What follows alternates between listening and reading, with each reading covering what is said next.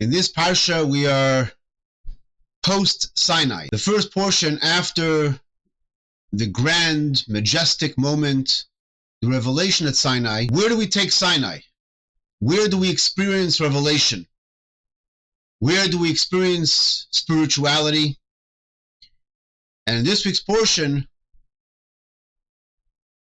we expect spirituality and we experience holiness and godliness in the most unexpected of places, not in heaven, but actually in your inbox, in your shopping cart. The Torah begins, Ve'ele hamishpatim, and these are the laws that you should set before them.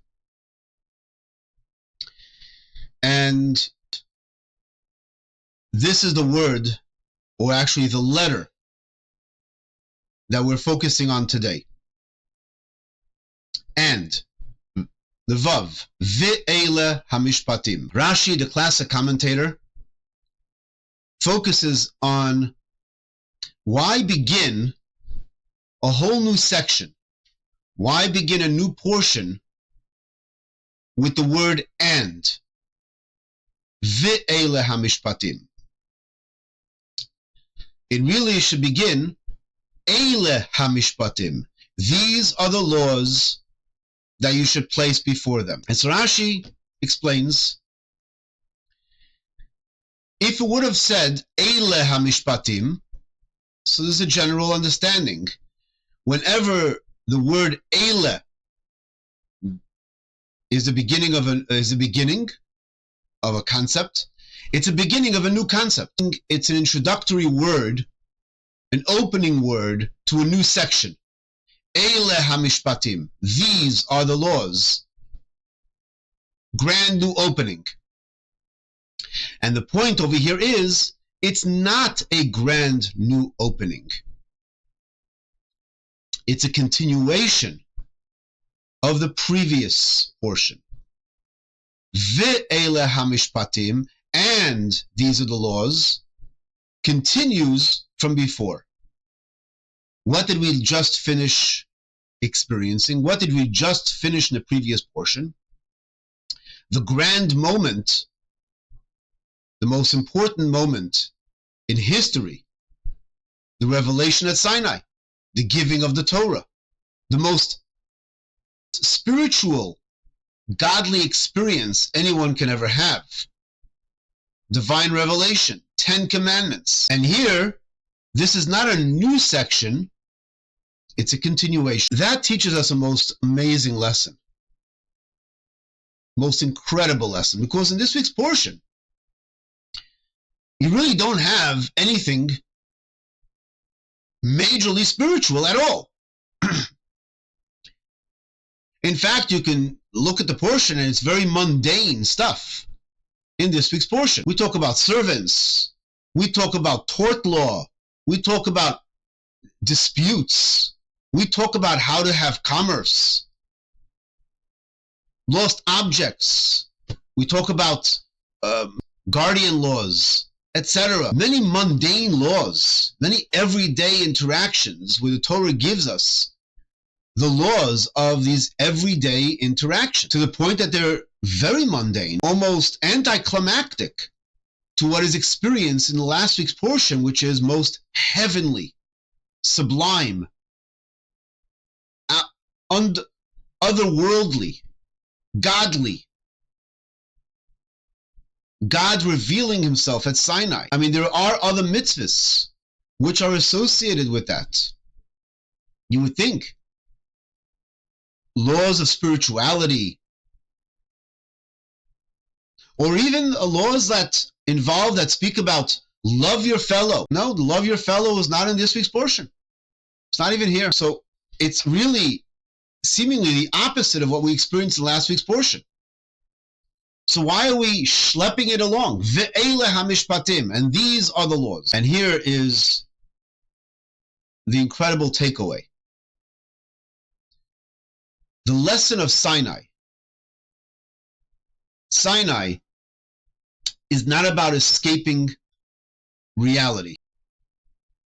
Sinai is taking that godly experience, taking the Ten Commandments, taking the revelation, and now bringing it into the details of life. Not everything in life is fireworks. So we can imagine Sinai being a fireworks experience, being dramatic. And this week's portion, we fall flat. We come crashing back down to earth.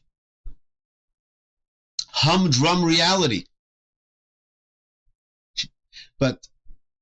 And this is the amazing lesson. Bringing Sinai into everyday reality is what it's all about. Bringing the Sinai into the sameness of every day, humdrum every day.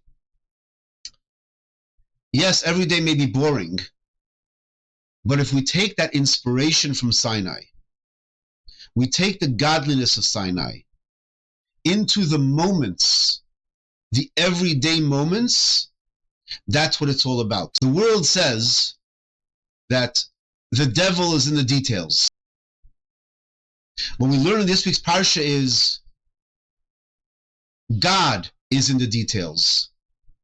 The divine is in the details. So in last week's Torah portion, we looked up. We looked up at Sinai, we looked up to heaven. Now that we look up at heaven, this week's Torah portion teaches us we now have to look around us and see what needs to be done.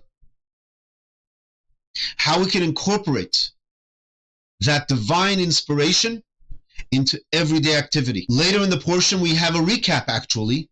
We'll get to this at the end of the portion, where there's a continuation of last week's portion that the Jewish people said at Sinai, Na'aseh v'nishma.